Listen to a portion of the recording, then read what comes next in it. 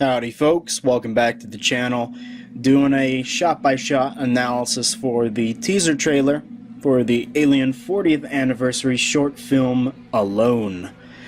This is probably the one of the two teasers that I watched today. You'll be seeing this on a Wednesday, technically filmed it on Tuesday. That really caught my attention, so let's just get into it.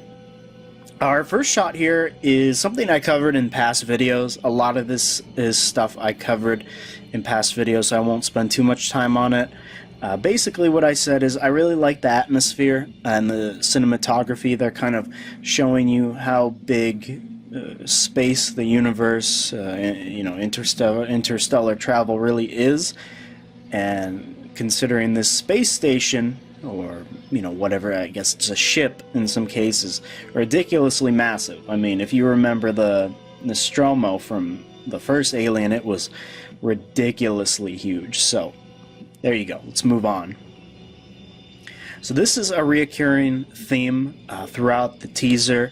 We do have our lead protagonist here. It is a female, I'm guessing, robot.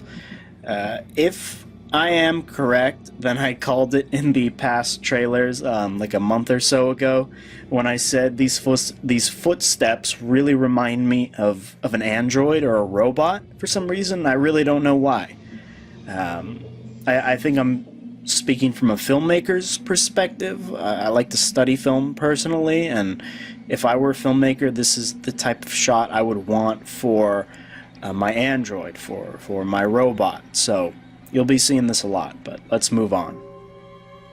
This is kind of interesting. 86.8% ship destruction instantaneous. And it looks like the name of the ship is the USCSS Otranto. So that's interesting. I wonder how this is going to play in the short film. My guess is maybe the ship does self-destruct at the end. I really don't know what's going to happen, but that's interesting. Let us move on. Again, I'm not going to spend too much time on this. Again, it's just a reoccurring theme. Let's move on. Now, this is really what caught my attention when I was watching the trailer, doing the reaction. The filmmaker, like I said, I believe his name is Noah Miller. He has commented on my videos before. Thank you, Noah. I do appreciate it.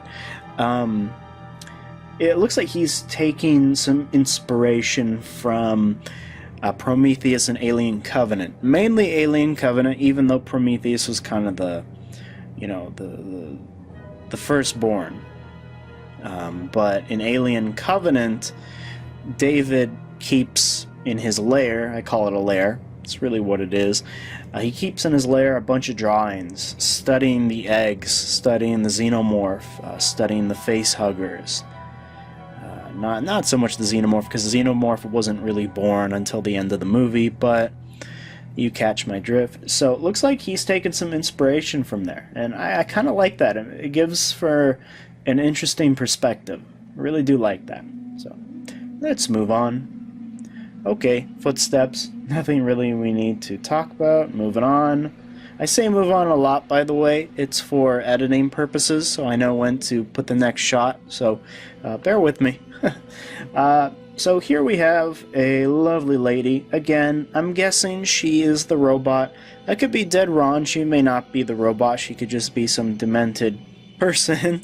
But something tells me is she is going to be the robot. Looks like she's just working on something here. I really like that background, by the way. And again, the cinematography is just very alien-like. The orange, yellowish lights that are kind of shining against her actually reminds me of Alien 3 a little bit.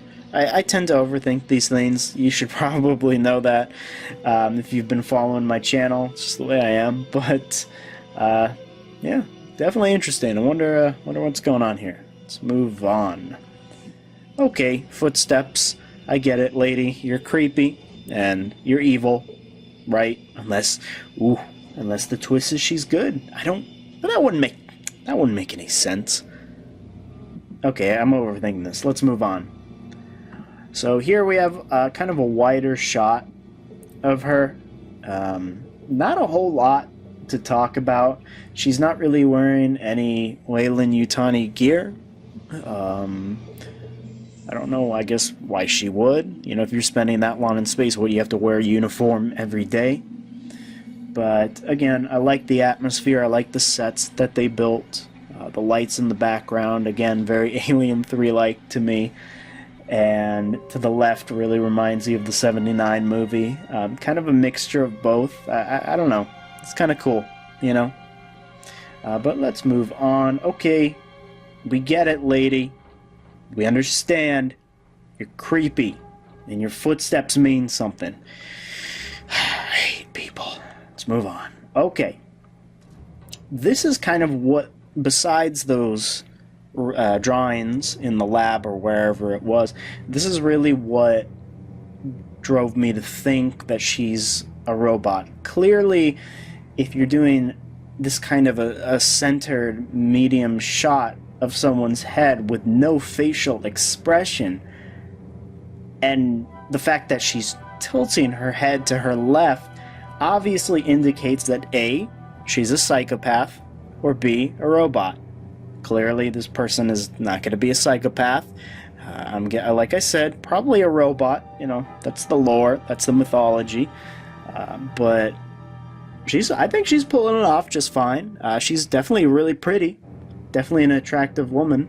So, A+ for that. But not to be like a monster and say that's all she is. But no, seriously, she actually is kind of creepy looking, the way she just stares into the camera.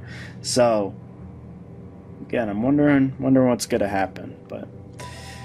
And this right here is just that was really made me think. Blah, blah, blah, blah, blah. I tend to do that a lot in my videos now, kind of murmur and just spit out nonsense when I'm surprised.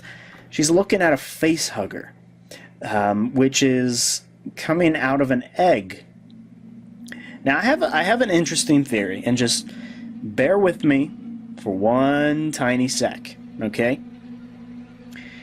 After I saw Alien Covenant, I thought, where could Ridley Scott take this mythology next? We know he has 3 more films planned, and we know that we obviously have the very first form of a xenomorph. Again, seen at the end of Alien Covenant. Now, my theory, before Fox scrapped it, unless they're going to continue it, was that I think the facehugger was going to impregnate a robot, such as David, or someone like Ash, or Bishop, or whomever, or Call, even though she was stupid. And I say that because if you look at the Alien from 79, mainly from 79, compared to the Alien from Covenant, you'll notice that the one from 79, the big chap alien, has a lot of biomechanical parts, a lot of tubes and wires and stuff that's just both organic and not at the same time. And if you really put it in perspective, they're kind of similar to what is inside robots in the alien mythology. I mean, when Bishop got ripped in half by the alien queen and aliens, you saw all that stuff inside him, and it really reminds you of those biomechanical parts on the alien. And they were definitely evident in aliens as well, but more so on the big chap, I think. And I'm wondering if that's where this is going.